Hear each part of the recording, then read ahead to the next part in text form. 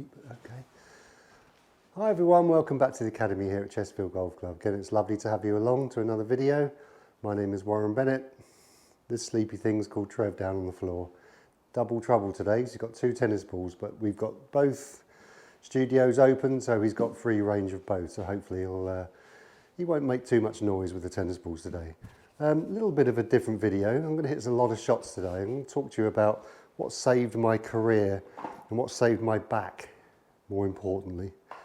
It wasn't really my career in playing, because by the time I'd kind of found this kind of secret for myself, I'd pretty much stopped playing. I tried to get back out on tour, but it didn't work out. It was too long. But this was 9 years ago. I'd pretty much stopped playing and looked for something different. But it actually saved me, and it allowed me to continue playing golf. So I'm just going to hit a few shots. So just talking about a few things. Let me just kind of talk and hit at the same time, if you don't mind. So when I was playing on tour, everyone said I had a good looking swing, and no doubt I had a rhythmical, good looking swing. There's absolutely no doubt, because not a lot of people actually change the look of their swing. I always had good rhythm, and that bailed me out a lot. But for the time I was a late teenager to basically, I know this sounds a bit dramatic, to 2014, so we're talking near enough 25, 30 years, I could feel the club never going along with me for the ride. What I mean by that is I've got my body moving, and the club was always behind me. Going into a little bit more detail of that, just before impact I could feel the club dropping, so I had to stop and then use my hand. So when I was on, but more than likely I had to time that perfect to play well, and if I didn't, I was always kind of struggling. I could always feel this club dropping just before impact, because I could feel it kind of going heavy on me here, and I couldn't stop it. So I had to then hold with my spine and then rip it over with my hands. And it's what's called stalling. So I was stalling my body, and it was putting so much strain on my back. So the more I practiced, actually the worse I've got, in terms of not necessarily playing and how I was hitting it, but my back. So the more I practiced, and it didn't take a lot, by the time I was kind of into my late 20s, into my 30s, the more I practiced, the worse my neck and my back got, especially my lower back as well. To the point in 2013, it did go ping, and I had to not play pretty much for, I can't really remember as being 10 years ago, but it was a good few months, let's say 4 or 5 months. To the point where at the end of that year, I'd kind of resigned myself that I wasn't going to play anymore, because it was too much, and I was 40, so it's probably time to think about doing something else. So, but during that time, that kind of off period, anyway, I kind of was, obviously I've always been very interested in the golf swing. And anyway, I was thinking about, and this little saying came to me, wonder if the golf swing is shallow. And what I mean by that is the plane of the swing. So from the behind view, and this is with every club, you have this little re-rotation, and halfway down, which is always left arm parallel to the ground, the club is pointing at the ball line, or even outside the ball line, especially with the longer clubs. Definitely want it as flat as possible. Now, that was something I was guarding against when I was playing. So, that really... Trev, out the way. Come here, buddy. A bit worried about Trev. Go on, take your ball. Go on, off you go. Goodbye. So that was something I was, for all these years, guarding against, because I felt that the club dropping back behind me, and I was kind of told this as well, but obviously I didn't have the knowledge back then when I was playing. That feeling, I felt with the club dropping like this, and you can see from the behind, it kind of dropping behind, I felt that was actually trapping me. Because obviously, just by visuals, the club's way back. And I was thinking, well, that's a bad thing, because what I can feel the club dropping. So obviously this bit here, I don't want it. So what I was fighting and working towards is the club trying to get out in front of me, like here. which is great. So when I slowed the swing down or broke it down into segments, obviously that looks fantastic, nice and wide, and then I can turn through the ball. But in reality, when I layered pace on top of that, the club dropped, and as you can see from behind, it dropped inside. Now for someone who drops it from the inside anyway, that wasn't a good thing. So I had to stall, or if I didn't stall and carried on, because I had to, because my back was hurting, the ball would go so far right. So I had to try and find this timing. To the point where I was actually wearing a hole out of my wrist, my left wrist here, really sore. I remember one time when I was playing, it was so sore I had to put a bandage over it because I was ripping my hands so badly. So anyway, back to 2013, late 2014. So here we go. So I did some studying, did some practicing. It took me throughout the whole winter to try and come up with a package, and I'm going to tell you what that is. So what I'm trying to do now, so I had this two-way miss all my career. Absolutely destructive, terrible. It always got me on edge, didn't ever feel I was in control, didn't have a shape to play with because of this feeling here, so depending on what my hands were doing. So I then had to try and figure out a way to try and get this back to square and start again, basically. And I wanted to continue playing golf, and I love playing golf just recreationally now in terms of what I do around Chesterfield, the club here. So what I did, so in terms of posture, didn't really change anything. Backswing, I wanted to feel it a little steep because what I wanted this club to shallow out. So halfway down, I wanted it as flat as possible. Why? Because I'm talking through kind of months and months of research in myself, trial and error, working it out myself, videoing whatever the club's doing. But what I felt more importantly is the more I could shallow this club on the way down in the transition, right, that gets your right elbow in, the more when I turn my body, and obviously I have to learn to release my hands into the ball as well, but more importantly, the flatter I got my swing, the shallower I got this transition, and then I twist my torso, the club just came out to the ball without any manipulation. So the ball just got in the way. So all I had to work on was getting this club flat and turning. That's all I had to do. So I don't say this to try and impress, but I say this to if you're in the same situation that's trying to find something that works all the time for you, is this secret of basically the two main ingredients. There's loads of other little ones, but the two main ingredients of this shallowness and rotation. So the rotation on the follow through is basically keeping my back straight as well. So there's no back arcing reverse C that was called, because I had to. I was keeping my back completely straight because I was able to turn through the ball without the club dropping, because the shallowness of the plane, or getting the club on plane now and being able to turn through, the club just comes with me now. And I felt that through that winter get better and better and better. And without trying to impress you, because I'm not trying to at all, I have had the same swing thought since October 2013. It's going into my 10th year of the same swing thought now. And for me, people who know me, know my story, that is amazing, because I was never happy, because I was feeling this throughout my entire career. So I broke that down into 4 structures. So I call it my little drill series. Give it to elite players, maybe people who wanting more consistency, especially the elite players here. If you want to try and keep any sort of flicking and over-rolling out of your game, and keep spin off the ball, so you hit it very, very subtle, right to left, left to right. So this is what I did. This was drill 1. So up to the top, rotate and stop and hold it. You can check it if you want. And from here, I have to now learn to get this club back to the ball from this shallow position. So from the behind view, now I don't go this way and under. Now I kind of re-rotate my hands back. You can see the gap between my elbows closes lovely. So I'm really tight. There's connection. Now I can turn through, and I just hit this little half shot. So let me show you. Up, drop, check it, flat, play nice and flat there. Couple of little pumps, back and hold. Not a distance exercise at all. And I just did that, no word of a lie, all that winter.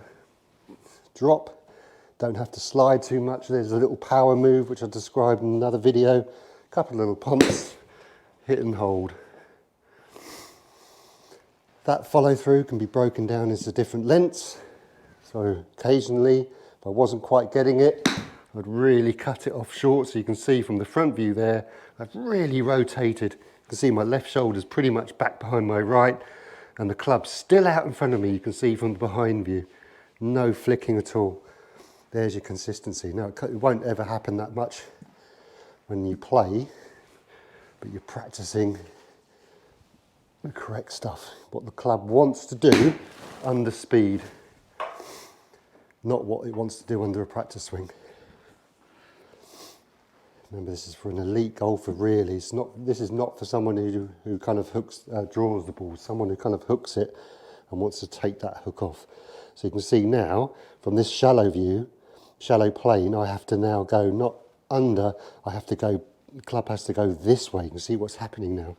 Now it's achieving what all these coaches said to me back in the past, get the club out in front of you. But it happens because the plane's flat, or shallow we call it.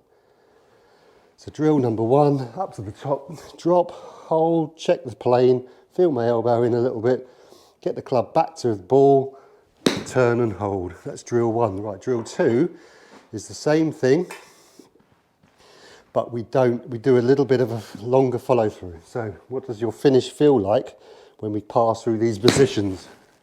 Much more rotary. I'm probably not as good as it now because I don't practice.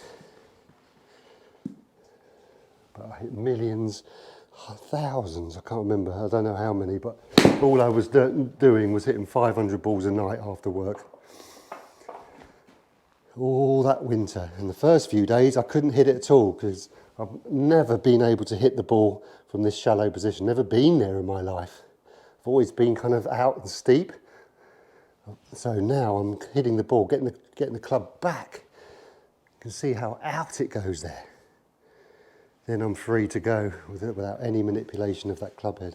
So drill number two is halfway down again, turn through and all the way through. Three is we're cutting off.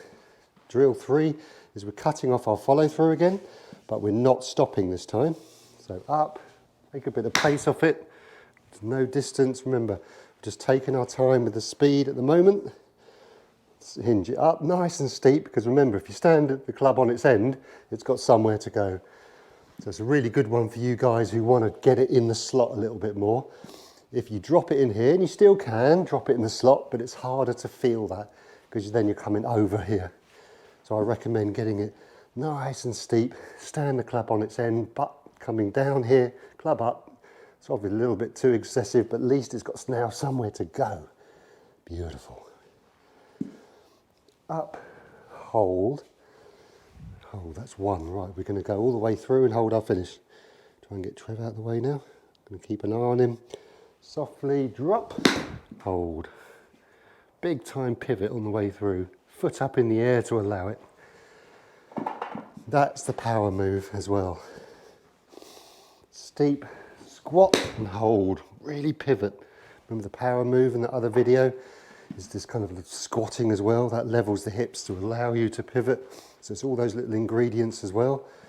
But the two main ones are shallow pivot, really off my right side. Club hasn't released back this way yet. There's your consistency. More importantly, if I pivot from here, whew, the club comes out in front of me. And then you can change pace doing that. And the fourth one, and every single one of these drills you can change pace, do it slower, do it quicker. Recommend everything. Remember, you've got to work at what the club does under speed. Not just putting these little slow motions in, which is great to give you the awareness of movement, but eventually you want to stand there and try and give it a little bit of a hit. And the fourth one, just watch Trev for a minute, is blending it all together. It's taking a bit of pace off it. It's weird on tour, because of my old move, when I was on tour from 95 95 onwards. Challenge tour a little bit, 95 anyway. I shanked one shot every year on tour, full shot, not like chips or anything. That's not a good stat, but I did it. Pretty embarrassing, but it was all due to this club dropping last minute because it had to, because when it was steeper, it wasn't shallow, under speed when it was coming down here, and you lay 100 odd miles an hour with a driver or 90 with an iron, it will drop under you and go heavy. That's why I used to fat a lot as well. I never really fat a club shot anymore, irons. So 10 years, my same swing thought. That gives me serious amount of confidence when I play golf. My golf is now just the other way around. I'm pretty poor short game, never practice it really. On tour, my short game saved me every time, but that's only got a shelf life. Drop, pivot and turn. Remember, you're trying to take the hookers of the ball and stallers of the ball with the body, trying to take the toe off the ball, get the toe out the shot. Obviously, if you use big slices over the top, you want that. But we're doing something different here, the people that stall it and hook it. But everyone can do this first move, steep to shallow with a little power move with the knee, really flat. Hopefully I'll put some images of some top players here. The club, the shallow, which is basically club pointing on the ball line, if not outside it. Best players that have ever lived in the history of golf always had this. That little drill I did in terms of one of the series, that's kind of a pitching action. It's not, because I'm holding on a little bit more than you probably should, but that is your pitching action. So my pitching action, this is a 7 iron, but my pitching action would be whatever the follow through looks like. So it's great for pitching. Difficult pitching, because if you're in the wrong place, you haven't got any speed to help you out. So you've got to be in the right place. Got to have everything working together for consistency. Okay, let me leave you on one more. I'm really going to go through a couple of little rehearsals. Really going to feel this dropping in here. Re-rotation. I think that's what Faldo called it. Remember Nick Price? Wow, what an amazing re-rotation he had. He played golf till he was well into his 60s and winning as well. Faldo was one of the best at it, had this little drop. Turn. Okay, let's go for one. Probably not as rotated as I used to be. Right everyone, thanks for joining me on this video. I love making actually, so I love talking about kind of the story, not for show-off purposes or anything like that. It's just, you know, we all make mistakes, and I was definitely playing through a time where I didn't understand my golf swing. And this is kind of why we built the Academy, is to give you this knowledge so you can understand your golf swing and make golf easier. Never going to be easy, but yeah, so if you'd like to send any questions, any comments on the video, please do. I'll do my best to get back to you like I always do. Please consider subscribing. That'd be great to have you along for the next one. And yeah, please let us know what you want us to do. At the moment in the UK it's winter, so today it was very, very windy as well. Actually had sleet, so this is why we're indoors. But this year we're going to obviously go out on the course more.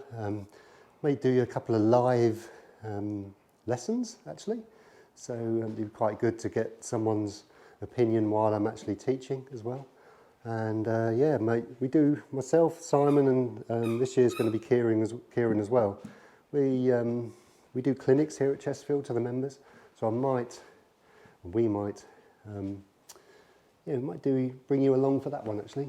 Put a couple of cameras up, put a few microphones out, and see what we get up to. And yeah, we do short game and swing, bunkers, things like that. So, but anything you'd like, any sort of specific areas of a swing or chipping or putting, please let me know. But yeah, can't wait for the good weather to arrive so we can get out with some sunshine on our backs. So from myself and from this little furry one, Trev, we'll see you on the next one. Really look forward to it. Thanks for all your comments, thanks for subscribing, and thanks for all your likes. Love having you along. We love doing it. Cheerio. See you on the next one. Good boy. Good boy.